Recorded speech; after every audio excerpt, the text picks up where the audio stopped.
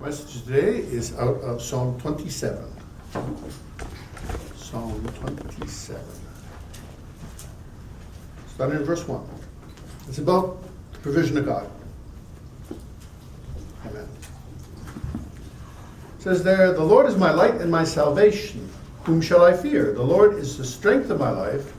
Of whom shall I be afraid?" This is beautiful.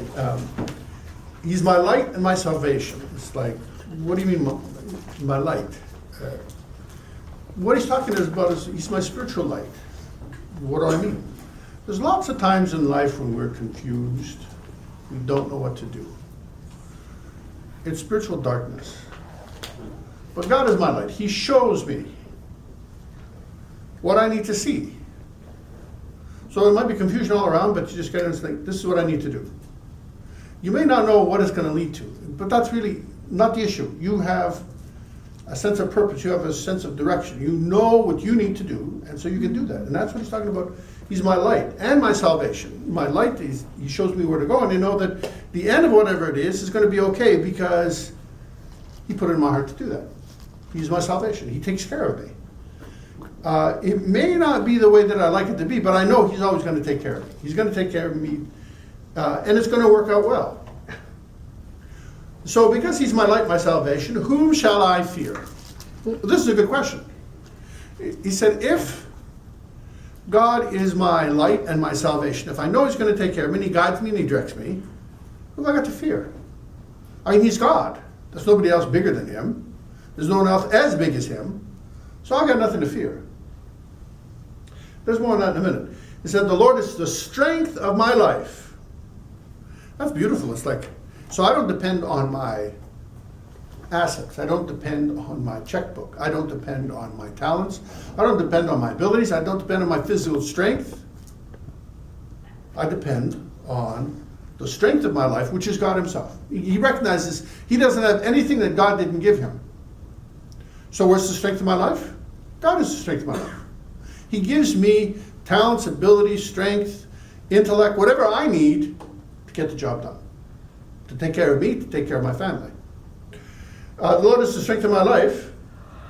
Of whom shall I be afraid? Same question. It's like, okay, so he's all of this to me.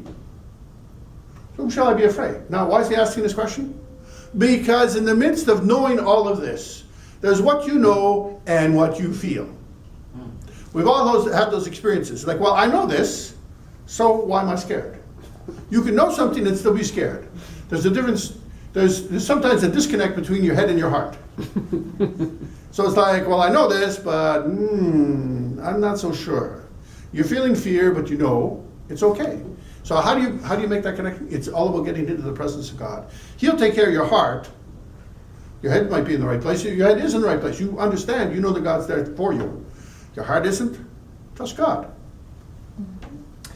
Verse 2, when the wicked, even mine enemies and my foes, came upon me, he's talking in the past tense, came upon me to eat up my flesh, they stumbled and fell. This is track record. I've been there, he says, I saw it, and what happened? God took care of me. They stumbled and fell. Verse 3, though an host should encamp against me, this is in the future now. My heart shall not fear. Though war should rise against me, in this I will be confident. Why can he say that? Because he's already been there. Verse 2, the wicked, even my enemies and my foes, came upon me to eat up my flesh. They stumbled and fell. So now he knows by experience, having been there, verse 3, though a host should encamp against me, thousands, he said, my heart shall not fear. Though war should rise against me, in this I will be confident. Now he really cuts to the chase here. In verse 4, he says, one thing have I desired of the Lord, and that will I seek after. There's one thing I want from God, and that's what I seek for. Oh, now this should be interesting. I mean, he's just said one thing. Is there just one thing that you want from God? I suspect you've got a whole laundry list there of things that you want to ask God for. But he says, one thing I've desired of the Lord, and that I will seek after. He said, that I may dwell in the house of the Lord all the days of my life, and to behold the beauty of the Lord, and to inquire in his temple. Now it's like, wow. But how does that cover everything that I need? All the things that I want. How does that cover it? Well, that's why I'm here. One thing I have desired of the Lord, and that will I seek after, that I may dwell in the house of the Lord all the days of my life. He's not saying about living 24/7 in church. You can't, that's not workable. It's not even workable as a pastor. It doesn't work. So what is he talking about? He's talking about dwelling in the presence of God. Paul talked about praying without ceasing. It's not about walking around praying all day and they think that you're loony. That is not the issue. It is about having a heart towards God at all times. So you encounter a problem, you say, well, God, what's going on here? So, okay, I've got a whole laundry list of things to do. And you say, God, what's the next thing I should do? And so it's just, you're not acting alone anymore. You're acting like you've got a partner. And that's Jesus Christ. So he can take things off the list. He can add things to the list. And he can change the things on the list. And what I've always found, whenever I brought God into the things I had to do, I got them done twice as fast with half the effort. So it's like, well, it's a good thing. It's practical. So one thing about the Lord that I will seek after, that I may dwell in the house of the Lord all the days of my life. Dwelling in the presence of God. Dwelling not outside. Because when you're doing stuff you shouldn't be doing, like you're away from God. You know that. You're separated from God. And you've got that because you don't want to be in the light of God. Dwell in the house of the Lord all the days of my life, to behold the beauty of the Lord. Now, this is a good question. What is the beauty of the Lord? The beauty of the Lord is not about looking at him physically. The beauty of the Lord is looking at his grace towards us. How, not just in the general context, the grace that God has shown towards you. How many times, and you really should have paid a higher price, when I said you did something wrong and God saved you from really paying the repercussions of what you should have done. Looking at his goodness towards us, his mercy, it's like, wow. And it's like all the things, all the attributes of his perfection, his righteousness, how he's perfect all the time. And the thing I like best about God is his mercy exceeds his judgment. That is, even though my sin dictated I really should die and go to hell, Jesus paid that price for me. His mercy is bigger than his judgment. He paid the price for my sins, which I couldn't pay. And not just that, he could have said that and it's okay, but now you're on your own. But he didn't do that. He blesses me. He takes care of me. He watches over me. He's promised me not just something in the next life, but he's promised me good things in this life too. All I got to do is just get with the program. Does it get easier than that? Behold the beauty of the Lord, and to inquire in his temple. To really understand, to really look at his attributes, who he is. I know the ladies like to look at the guy. Is he tall? Is he good looking? Is he slim? Is he, does he carry himself well? Well, you can look at that in the natural, but this is the spiritual side of that. Who is this? Who is this God that I serve? Who is this God that died on the cross for me? That's the beauty that we're looking at. And that's to inquire of him in the beauty of his temple. It's like, so going into his presence and asking him questions about the things you don't understand. Just talking with him. It says in Genesis that he created man to fellowship with. I mean, that makes it pretty easy for us, isn't it? We don't have to do anything. He just wants to hang out with us. The beauty of the Lord, and to inquire in his temple. He said, for in the time of trouble, verse 5, he shall hide me in his pavilion. I like to talk in other places about hiding in the secret place of the Most High, abiding under the shadow of the Almighty. It's a place that's just for you. It's not for everybody else. It's just your place. It's beautiful. You see, he's got a place just for you. Just for you. And you get into his presence, and this is FaceTime with God. Okay? This is just where there's nobody else getting in the way, there's nobody else interrupting. This is just you and God. It's a beautiful thing. Hiding in his pavilion, in his presence, which is his pavilion. In the secret of his tabernacle shall he hide me. He shall set me up on a rock. The rock is the Lord Jesus Christ, the chief cornerstone that the church is built upon. This is the rock that does not move. He sets me there, on top of the rock. Why? The foundation of our life is the rock, the Lord Jesus Christ. Set me up on a rock. And now shall mine head be lifted up above mine enemies round about me. Therefore will I offer in his tabernacle sacrifices of joy. I will sing, yea, I will sing praises unto the Lord. It's interesting because back then, of course, they had animal sacrifices. Every morning they had to sacrifice a lamb. Every evening they sacrificed a lamb. New moon there was sacrifices. During the three principal, the first fruits and Passover and the day of Pentecost, they always had animal sacrifices. They had sacrifices for sin and for atonement, for all kinds of things. That's not what David talks about. He says, I will offer in his tabernacle sacrifices of joy. Why? He understands the only reason why the sacrifices happened in the Old Testament was because it was like putting off the ultimate sacrifice, which is Jesus Christ. After Jesus Christ died, the temple was destroyed. They couldn't offer animal sacrifices anymore. Why? Because Jesus established a new sacrifice, a new covenant. There was only one sacrifice needed, now Jesus Christ. There was no more sacrifices needed after that. He destroyed the temple, destroyed their ability to make the sacrifices. And he says, okay, so I'll offer in his tabernacle sacrifices of joy. Why is that? Because back then they were supposed to be offering animal sacrifice, but he understood it wasn't about the blood of bulls and goats. What it was is about our sacrifice to Jesus Christ. And what is the one thing we can give him? We can give him our will. We can give him our joy. Why is it a sacrifice to give joy? Because you know what? We have plenty of trouble in our lives. Some people think as a Christian, well, I shouldn't have any problems. I don't know what planet they're from. Because Jesus himself said, in this world you shall have tribulation. Guaranteed. Up front. He says, but be of good cheer, for I have overcome the world. So why does that matter to me? Because when I'm in Jesus Christ, he overcomes the world through me. I can trust him. He can do it.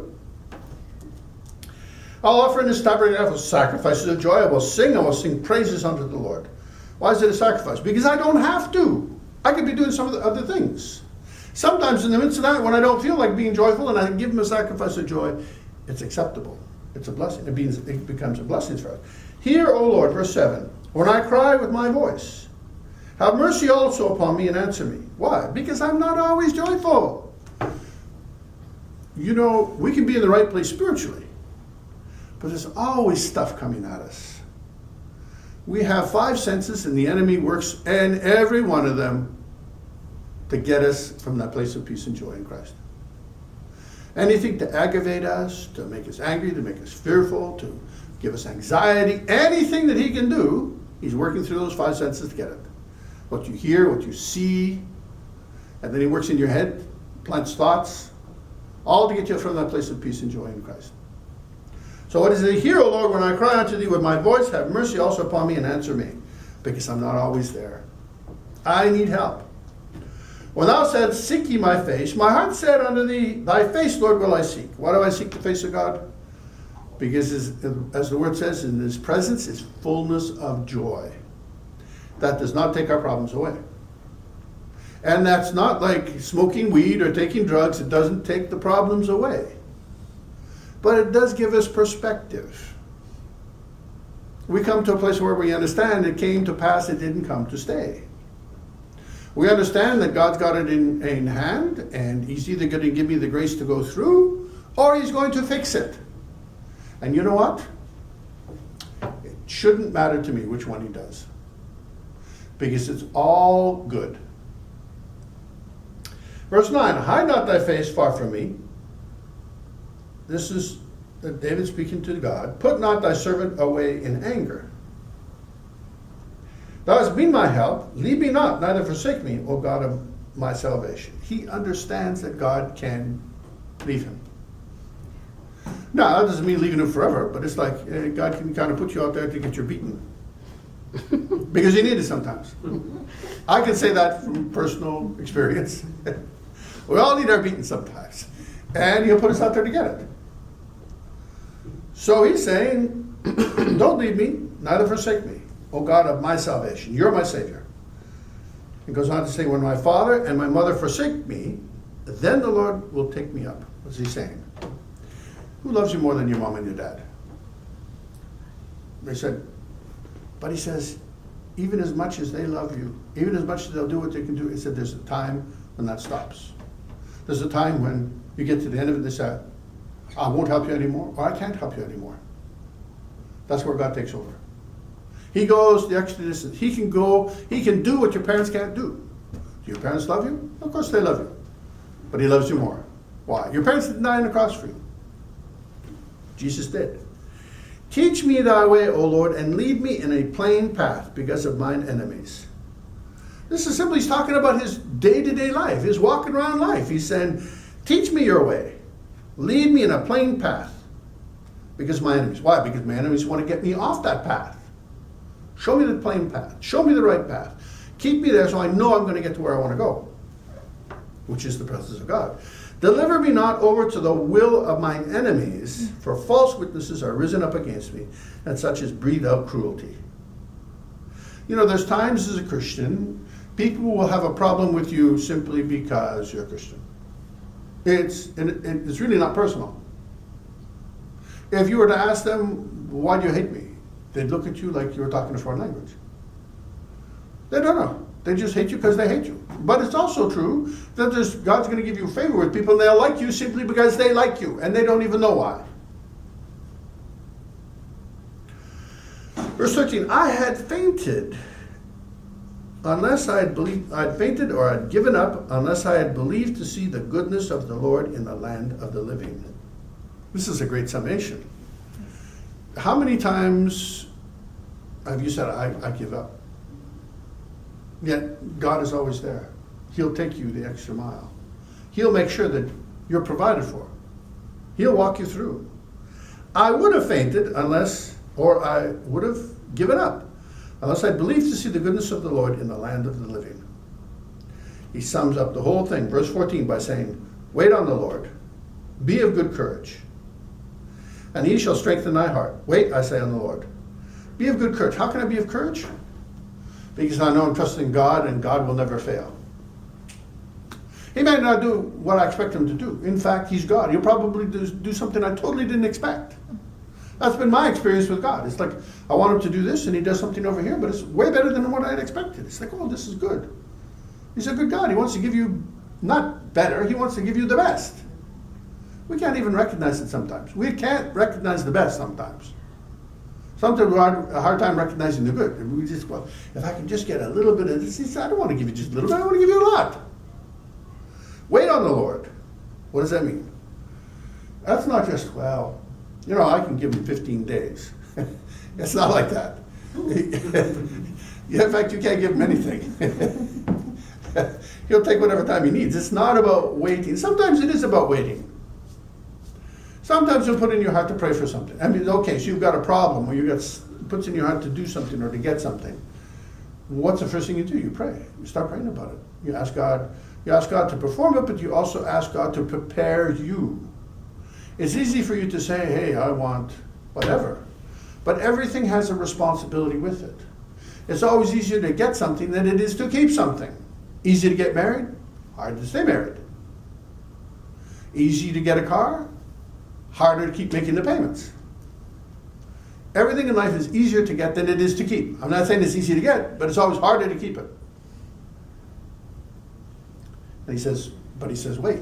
So it's all about preparing us. We might be prepared to get it, but are we prepared to keep it?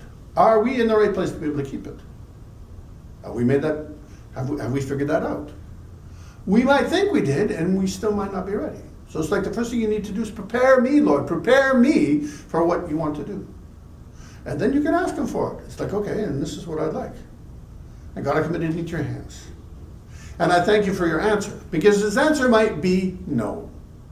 His answer might be wait. Wait till you're ready to get it. His answer might be, I got something better. Now, if you're really asking him in earnest, you have to be prepared for the answer. Because if you say, well, I'll ask him, but if he doesn't give it to me, well, then I'll do something else. It's like, well, then don't bother to ask him. You're not going to get an answer. You have to come to him with the attitude, it's like, I'll take what you give me. If you say no, I can accept that. I'll need you to prepare me for that, but I need to accept that. If your answer is yes, I still need you to prepare me. And if your answer is something different, I still need your preparation. Lead me, guide me, direct me. I need to see it from your perspective, and then I can understand it and I can accept it. But if I'm looking for mine, I might not like it, even though it's the best thing for me. Wait on the Lord. It's about praying, it's about pressing in, it's about being prepared. Be of good courage. Well, because you know you're trusting God, and there's no one more powerful, and there's no one better. And he shall strengthen your heart. That's what's important. What's the biggest reason why we fail? Not because we come up short, but because we usually don't have the intestinal fortitude. We don't have the guts to wait for it. We don't have the guts to press in.